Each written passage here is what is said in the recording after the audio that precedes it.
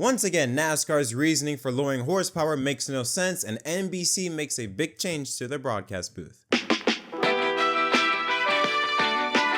Yo, what's up everyone? My name is Jet. Welcome back to an episode of Inside the Lines. Hope you're having a wonderful day. Before we get into it, as always, don't forget to leave a like, subscribe for more content, and comment down below your thoughts on any of our two topics in this episode. We first start off with NASCAR and horsepower. Once again, we have to discuss the story about NASCAR lowering or reasoning for lowering horsepower. Now, as you may know, they did host the previous race at Phoenix, debuting a new simplified short track package to try and get more wear, trying to get more of a fall off with the car, and it made a slight improvement, at least I think, but still a lot of work that needs to be done. But yeah, once again, NASCAR, they went on SiriusXM NASCAR Radio with their Cup Series Managing Director, Brad Morin, to discuss the reasoning as to why NASCAR has not want to enter the field of adding horsepower. Sure. I mean, and it's been talked about, more horsepower, smaller tires. I mean, it equates to the same you get the same results when you're done, but in changing the plate and increasing the horsepower, that sounds relatively easy to do, and that part is certainly easy to do. But once we open up the horsepower, we have to have all three manufacturers obviously on board. As soon as you open that up, there's going to be development, there's going to be reliability issues, and all of these, again, putting that cost back into the engine builders. Into the engine builders category, where they certainly will develop and start developing the engine. As soon as you open any horsepower up, they're automatically going to do that. They're the best at it, and that's what they do. And and the number we're at seems to be where we want to be, to try to get potentially new manufacturers interested. And if we start getting away from that number, it can create problems in that area. But we're always open to everything. We do consider everything, and the engine gets talked about quite often, but there's a lot of different parties that have to agree before that one can happen. Why are you lying? I'm sorry, but at this point, why are you lying? Because this makes no sense. It makes no sense. So, all right, you say your reason for this is because of durability issues, things like that, yada, yada, yada. But engine builders from Chevy, Ford, and Toyota have all said that, yeah, adding, 150 more horsepower? Yeah, no big deal. That's easy. That's fine. Adding 750 horsepower? Yeah, we could do that by next week or something like that. All of them had said this. They've all said it's no issue. Denny Hamlin has continuously said that the engine builds have remained the same since 2014. That's 10 years. We went from 900 to then 800 something to then 750 to net. We've continuously lowered horsepower, yet the engine build has remained the same. So what is the reason exactly for why we're doing this? And then the part that just aggravates me is that you don't even test. Why not try it out? Listen, if we're wrong, then we're wrong, but at least we can put that to bed. Why not try it out? And that's something Kyle Larson alluded to talking to Dale Jr. yesterday. Go test. Go to Martinsville. Go test it. Try it out. I feel like they've always used the excuse of, or at least I've heard the excuse of, we're trying to keep horsepower to where, other manufacturers might want to come in. Well, as long as I've been in the sport, which is longer than 10 years, it's been the same three manufacturers. So maybe somebody else is coming and maybe they're the ones pushing for lower horsepower, but I've yet to see anybody new come in, and all these, engine builders and teams are saying it's not going to cost any different to do it.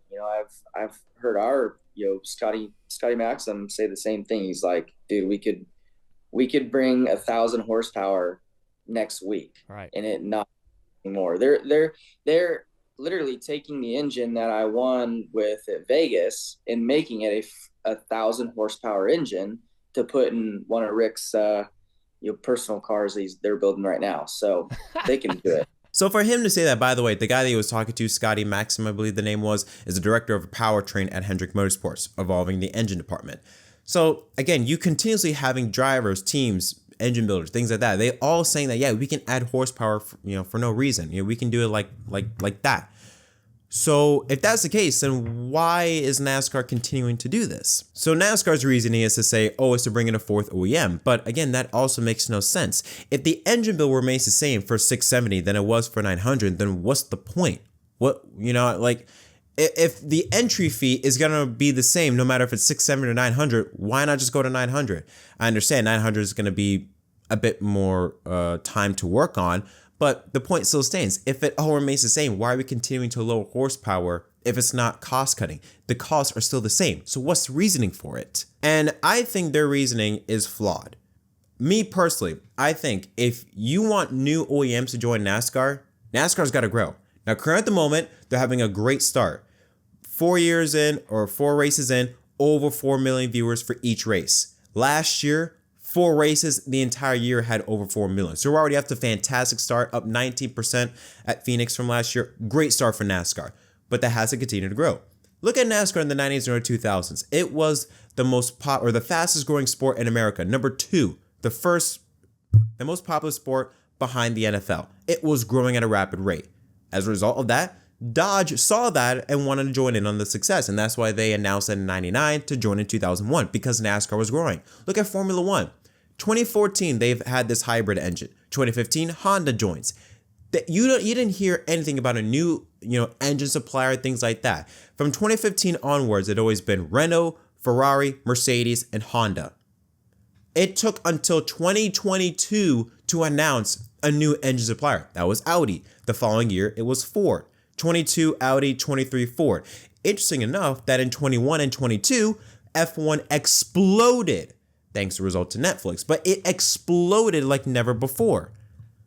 Of course, when OEMs and engine suppliers, when they see that, they're going to want to join in on the success. Look at IndyCar. Roger Penske, I think, said that it costs one stock car in equivalent to 4 Indy cars. One stock car basically covers the whole IndyCar team almost. That's how much money it costs for NASCAR compared to IndyCar. IndyCar is relatively cheaper, yet Honda is still wanting, or at least considering, maybe leaving the sport because they're not getting enough ROI. What they're investing into, what they're spending so much money on, they're not getting enough in return. It's all about ROI, what you're getting out of it. NASCAR is growing. That's why, they're getting a bigger TV deal, is because it is growing. When you're growing, people are going to want to be involved. More specifically, OEMs are going to want to be involved. If NASCAR just focuses on perfecting their racing product and getting the sport to grow, guarantee you, let's say hypothetically, 2025 comes in, NASCAR breaks attendance records like never before. 2025 is the most watched season in NASCAR history. Guarantee you, Honda or Dodge maybe, I don't know, will look at NASCAR and be like, you know what, we're thinking about joining in. We see you growing. We see you succeeding. We want in on this. We want a piece of this pie. That's how it's going to work. But you can cost manage all you want. If your sport's going down, no one's going to join. So I think with NASCAR, they just need to focus on perfecting their racing product. Okay? You can only do so much. They spend so much money on testing out new aero kits. Goodyear spends so much testing out new tires. It's unironically, or no pun intended, going around in circles. We're going around touching everything, but the main thing that I think could make a big difference is the engine. You can only take so much air or downforce off the car. Okay, the way the next gen is built from the ground up, you can only take so much downforce off. You can only lower the tire so much, have so much tire wear before it becomes like a 2008 Brickyard 400 scandal. You can only do so much. At some point in time, you gotta look at the engine and be like, okay, we gotta do something here. It's just so frustrating because it feels like that they're doing everything but, like Kyle Larson said, we're doing everything but, the engine supplier. Let's test it out. Let's test out what 900 horsepower is like, or 670 or 750, whatever it is. Let's test it out. If it doesn't work, then fine. At least we can put that rumor or put that, problem to bed. We don't have to discuss that and we can look at towards another issue. But to not at least try it, if there's anything I know with NASCAR, they try everything. They do everything under the sun. But for horsepower, nothing. And for Denny Hamlin to say, oh, I don't know why, you have to call Jim France and ask him because he won't give an explanation why, boggles my mind. To have the drivers not at the very least give a real explanation. Because again, Brad's reasoning for this, I don't buy it for 1 second. Oh, we want to have a 4th OEM. Oh, because of cost, this and that. Dude, everyone is debunking saying that that's BS. So what is the real reason, NASCAR? What is it? And now let's talk about our final story, because I don't want to talk about horsepower anymore. It makes my head hurt. But let's talk about NBC Sports. So they made some headlines earlier this year when it was reported that Dale Jr. and NBC will not come to an agreement, and Jr. will not return to the NBC booth in 2024 and instead will go to Amazon Prime and WBD Sports for 2025. Well, now another new change. According to Adam Stern, Leigh Diffey is set to replace Rick Allen for the NASCAR Cup Series broadcast team following the Olympic break. Now, they haven't specified when that will take place. It could be August 18th at Michigan or the following weekend at Daytona. It hasn't been specified when, but it has been reported that Leigh Diffey will replace Rick Allen in the Cup Series broadcast booth following the Olympic break. The interesting thing is that Rick Allen will still be the lead broadcaster for the Xfinity Series all the way from Iowa until Phoenix. So that part is interesting. Now, this could lead to a couple possibilities. First off, let's talk about Leigh Diffey. Great move, NBC. As much as I hate you letting Dale Jr. go, I love the fact that Leigh Diffey is joining to the NASCAR Cup broadcast team. He called some races in the past. He's called some Cup races in 2017, and he has been fantastic. Love his energy, love his enthusiasm. He is tremendous at calling races and is one of the best racing announcers out there today. So this is a fantastic move by NBC to have him join the Cup broadcast team. Now, interesting with Rick Allen, because him still being part of the Xfinity Series team, basically full-time, only covering really half of the Cup Series broadcast, could this be a way of NBC leading him out? Because remember, in 2025, NBC, they get no Xfinity races and have 6 less Cup races. They go from 20 Cup races to 14. So a lot less on their table, a lot less they have to deal with. So could this be a way for NBC trying to get Rick Allen out of NBC or out of the broadcast booth? And if so, where would Rick Allen go? Because the future's unclear for both of them in 2025, at least their partnership together. I wouldn't be surprised if we could see maybe Rick Allen go to the CW or maybe join Dale Jr. at Amazon Prime and WBD Sports. That's also a possibility.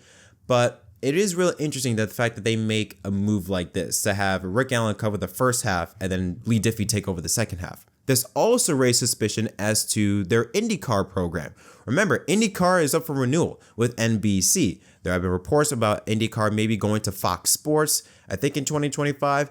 With Leigh Diffey joining the second half of the Cup Series broadcast team, could that maybe signify that NBC may be moving away from IndyCar? Because when Leigh Diffey joins, IndyCar is still going on. I highly doubt they're going to have Leigh Diffey maybe do cross country by going to both the NASCAR Cup as well as the IndyCar races. There's still about 2 months of IndyCar racing left when Leigh Diffey joins the Cup booth. I know they got other commentators. I think Brian Till, they can have someone, replace Leigh Diffey in the IndyCar booth. They have him do that sometimes, but it is interesting to have this decision. Don't get me wrong, I love it. As a NASCAR fan, I love it, but interesting moves when you consider the future of maybe Rick Allen and the future of IndyCar's partnership with NBC. But yeah, lots of storylines to talk about. Let me know your thoughts in the comment section down below. And don't forget, like I said, as always, don't forget to leave a like and subscribe for more content. Make sure you follow me across social media platforms on Twitter, Instagram, and TikTok at JetMDK. Until next time, my name is Jet, and I'll see y'all next time.